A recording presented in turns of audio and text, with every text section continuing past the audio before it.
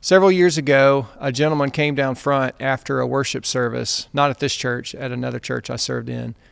And he said, "Hey, I've got a serious question for you." I didn't know exactly what he was going to ask, but I said, "Sure, okay." He said, "When you guys are up on the stage and you're singing the songs and you got the words on the screens and the band is playing and you get everybody to stand up and we're doing the music, are you guys wanting us to sing along?" I thought he was joking. He was not.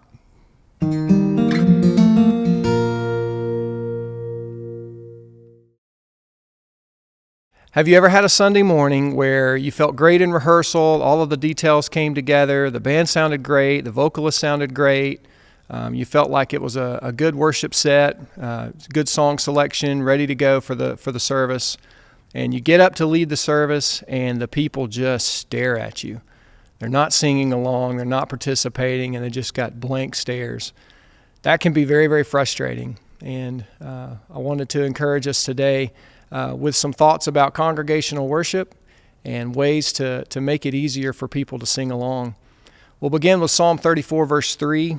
This is one of the sort of foundational passages for the ministry that I lead, and it's just a fantastic verse regarding congregational worship. Psalm 34, verse 3 says, "O magnify the Lord with me, and let us exalt his name together."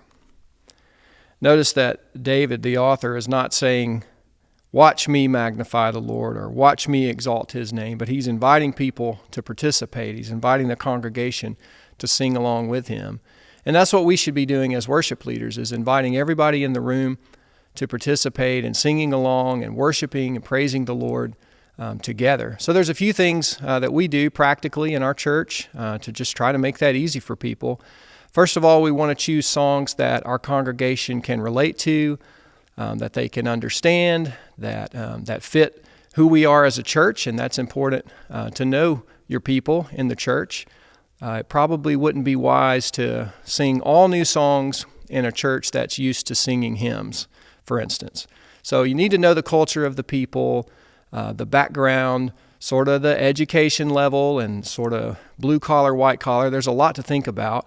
The ages of the people in your congregation, if you've got older saints all the way down to high school, middle school, children, if they're in the service, you need to consider all of those things when choosing songs. You don't want to pick songs that your people can't relate to and they're not going to want to participate in singing and worshiping.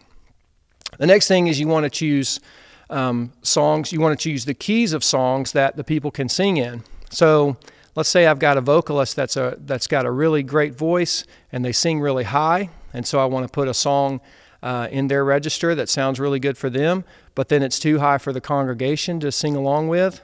That's no good. I failed at my job as a worship leader. So we want to choose songs that are good for the congregation. So a good rule of thumb that I like to follow is in the melody of a song, the highest note in the melody, maybe like in the chorus, I don't want the congregation to sing above a D or an E, or at least not hang around in that register for too long. So that's a good rule of thumb, something to think about.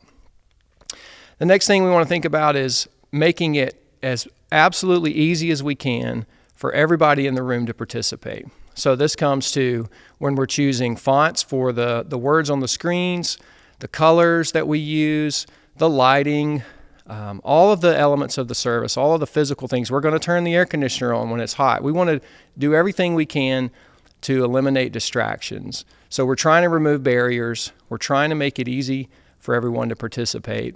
One thing to think about is if someone came to your church and had never been there before, could they participate in what you're doing? Could they worship with you and with the church without too much instruction? Is it easy for them to fall in and participate? We want to do everything we can to make it easy for people. So again, we're looking for participation. We're looking for our people to sing along and worship together. As Psalm 34:3 says, we magnify the Lord together. We exalt his name together. And so that's an encouragement for us today. That gentleman that I told you about, when we had our conversation, I said, yes, absolutely. We want you to sing along. We want you to participate. And he said, got it. I can do that. And he did. From that time on, he began to participate in worship, and it was a good light bulb moment for him that day and one for me as well.